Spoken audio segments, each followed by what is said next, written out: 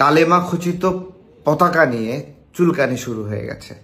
রাজু ভাস্কর্যে একজন শিক্ষার্থী কালেমা খচিত পতাকা তুলেছে, সেখানে আমাদের এই যে এনসিপির ভাইয়েরা, বৈষম্য বিরোধীর ভাইয়েরা, তারা ওই শিক্ষার্থীকে ধরে মারতে মারতে মারতে ক্যাম্পাসের ভিতরে নিয়ে গেছে।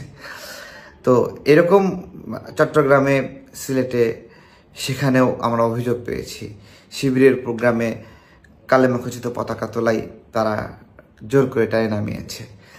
বেসিক্যালি হয়তোবা শিবিরের ভাইয়েরা ভাবছে যে এই পতাকা তুলে তাদেরকে জঙ্গি ট্যাগ দেওয়া হবে বা এরকম অনেক ধরনের চিন্তা।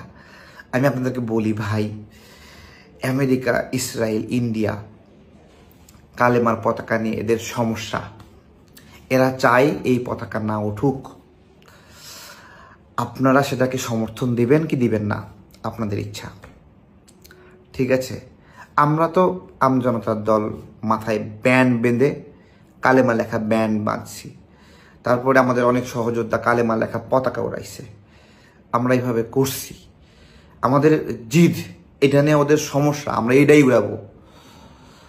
আর কালেমার পতাকা কোনো আইন আছে ইসলামের যে এই রঙের উপর কালেমা লেখা যাবে না? যেহেতু নিষেধ নাই, সেহেতু সব বৈধ, যে কোনো রঙের উপর বৈধ।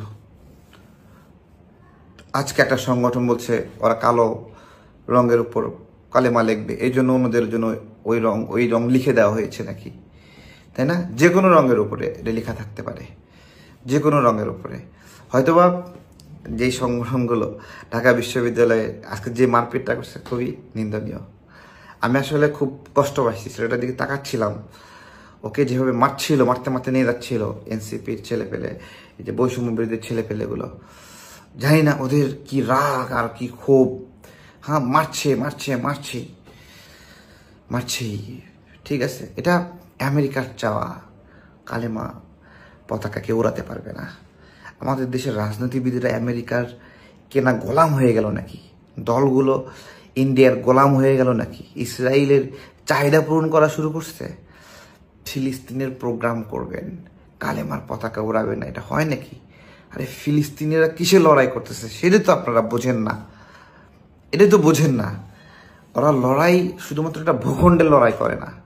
আল আকসা প্রথম কিবলা, ইসলামের পবিত্র ভূমি, সেই ভূমির প্রতিনিধিত্ব তারা করছে, ওখানে লড়াই করছে, তাদেরকে মেরে ফেলছে।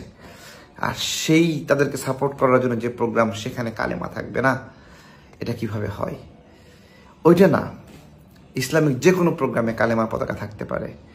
কালেমার পতাকা সহ্য না করা মানে করাটাই একটা অদ্ভুত বিষয় একটা মুসলিম দেশে। আর ইসলামিক সংগঠন হিসেবে যারা আছে তারা কালেমার পতাকা সহ্য করবেন, এটা হতেই পারে না। আমরা উড়াইছি, কি হবে ওড়ালে? কে কি করবে?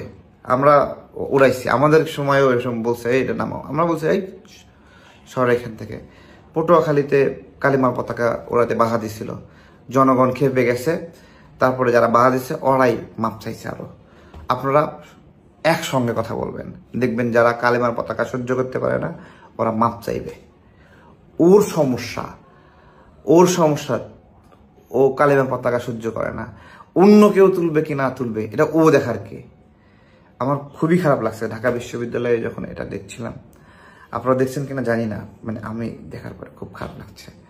এইভাবে মারছে, মানে চার্জ করতেছে কালেমার পতাকা নেওয়ার জন্য।